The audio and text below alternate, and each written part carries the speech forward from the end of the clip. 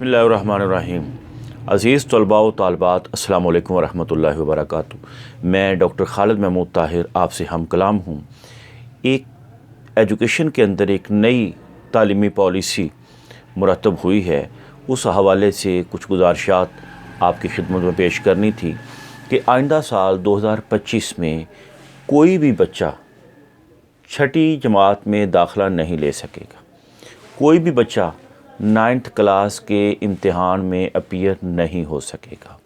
इसमें खा वो गवर्नमेंट स्कूल हो या प्राइवेट स्कूल हो, उसके लिए जो चीज़ इंतहाई ज़रूरी है, जो अगर आप कर लेते हैं तो आपका 6 क्लास में दाखिला हो जाएगा और 9th क्लास में भी दाखिला हो जाएगा।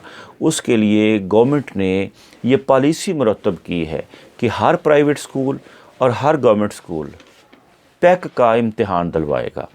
अगर 5वीं क्लास का बच्चा पैक का इम्तिहान नहीं देता तो वो 6 क्लास में दाखिला नहीं ले सकता।